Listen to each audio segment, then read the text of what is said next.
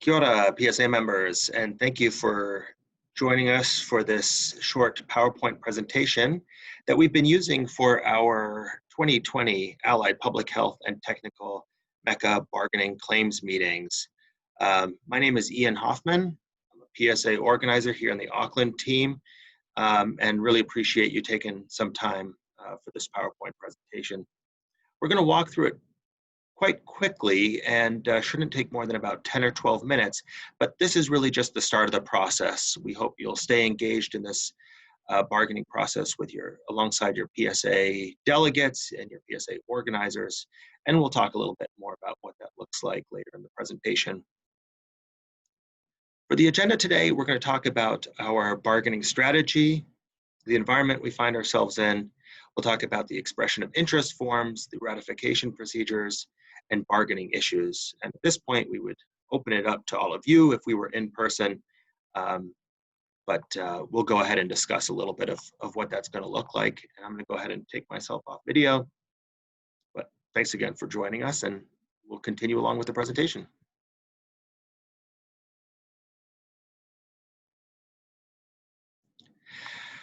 For process and timelines, the current MECA, both for Auckland and for the rest of New Zealand, expires on the 31st of October this year. That's just a little more than 2 months from right now. So we've got a short time frame here. It's likely that these will be bargained together and bargaining teams will be in place and trained in September, ready for bargaining. As I mentioned in the agenda, the expression of interest forms have been sent to all delegates, and if you're interested in being a bargaining team member, please contact your PSA delegate to get one of those EOI forms. Our bargaining teams will be put together, ensuring a mix of different occupations and services from across the allied public health and technical occupations and regions with an appropriate gender and cultural balance. The ratification process is fairly simple. 50% plus 1 constitutes a simple majority of PSA members covered by the proposed collective agreement. So 50% plus 1 of all PSA members covered under the agreement, and here's the key part, who vote. If you don't vote, your voice will not be heard. As I like to say, if you're not at the table, you're on the menu. So get out there, be a part of this process, whether you're on a bargaining team, whether you're part of a reference group. Make sure you're reading those PSA emails, and when that proposed collective agreement comes to you by email, make sure you vote. Our bargaining strategy is underpinned by PSA Strategic Goals 2015 to 2025 as endorsed by the DHB Sector Committee. 2 priority programs to note, the first being pay equity. Of our pay equity claims in the healthcare sector, yours in the allied public health and technical fields is the most complex. Part of that reason is we're talking about over 105 different occupations, and we would strongly encourage you, if you're interested in being a part of the pay equity bargaining, which is a separate bargaining process, to, again, contact either your PSA delegate or your PSA organizer and join one of the occupational reference groups that have been set up. The other program to note is transforming our workplaces. In this regard, we're seeking to create fair and secure workplaces, promoting and bargaining fair working conditions and secure jobs and future. Of course, healthy and safe workplaces take on a special meaning in this year of COVID-19, and so we'll be organizing and seeking to improve conditions around safety, injury prevention, occupational health, ACC, rehabilitation, supporting our health and safety reps, making sure they have the resources they need, and more. We also wanted to take this opportunity to briefly review the last round of bargaining where we saw some massive wins.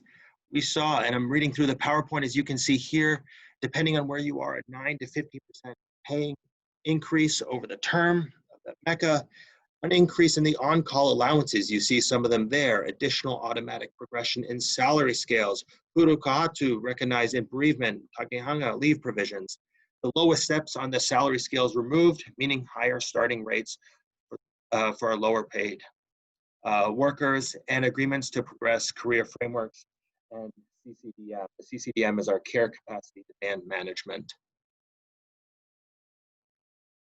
The bargaining environment is obviously totally unique this year. 2020 has a large shadow over the entire year, globally speaking, with the global pandemic that is COVID-19. I think it's important to recognize the economic impacts that this pandemic has had. Certainly, we've seen in other sectors mass pay cuts, concessions, redundancies, layoffs, et cetera. And those economic realities are with us and will be with us for a while. But I think it's also important to recognize that the reason New Zealand has been so successful compared to just about every other country in the world is thanks to all of you. And I literally mean those of you listening to me speak right now on this PowerPoint. The healthcare sector has led the way. PSA members have led the way across the board. And so this is going to be our time to remind the employer, to remind the entire nation, and to remind the world that New Zealand needs to continue to lead the way. And the way we do that is by having jobs in the healthcare sector that have dignity, respect, and the pay that reflects that. The State Service Commissioner did send out a letter in early April outlining pay restraint. This was a letter that went to CEs, and but that pay restraint was really focused on the upper income earners, and there was a mention that the focus on pay would be around lower paid workers.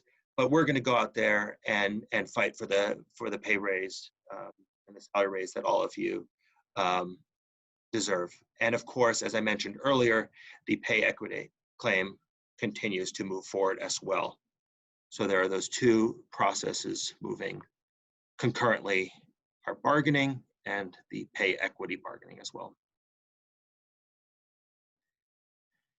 Regarding proposed issues and claim prioritization, I want to start by saying I'm hoping you're all receiving your PSA emails. When so much is having to be done by email, phone, by text, et cetera, we want to make sure we can keep those lines of communication open at all times, especially during bargaining, because these priorities are defined by both our strategic goals, but they're really defined by you. Those issues need to be raised by you as PSA members, and in addition to the expression of interest forms, claims forms have also gone out, and we encourage you to speak with your PSA delegates, PSA organizers, and fill out those claims and issues forms. Those that feedback and those forms will go into an email that will again go to all of you as PSA members, where we will be asking for you to prioritize those issues and submit that feedback. That goes directly to our bargaining team. The final prioritization will be to be done by the rest of New Zealand and the Auckland bargaining teams, as I said. We take an issues-based bargaining approach, meaning we will go in with these issues as prioritized by you, again, you listening to me right now, and we'll go in and see where we have common ground, make progress across the MECA, and we're going to leave the issue of pay towards the end of bargaining. The issues-based approach means we go in, we find that common ground around those issues, and leave some of the trickier subjects towards the end, because the environment will continue to change and we want to be able to adapt. So it's likely that we will be discussing salary and pay towards the end of bargaining. For the proposed bargaining issues, as I said, the goal is to settle a MECA with enhanced terms and conditions. Unlike other sectors, we are not going backwards in 2020. Your jobs and the work you do is too important. We will not accept any reductions in any terms and conditions. PSA members like yourselves and those who came before you have fought tooth and nail to win the MECA you have currently, and we're going to fight just as hard for this future MECA. So we're going to seek enhanced terms and conditions, no reductions. We're going to make a special point around those lower incomes, but we're seeking salary increases across the board, and we're going to continue to go out there and fight for the pay equity claim as well. And we're going to encompass the principles of Kaitiakitanga as set out in Nakopapa. We're going to address additional sick leave and pandemic leave. This is, again, where we really want to hear from all of you as PSA members and PSA delegates. We're going to need to encompass vulnerable worker provisions, include medical retirement provisions similar to those in the state and public sectors, and enhance provisions for health and safety reps, including allocated time.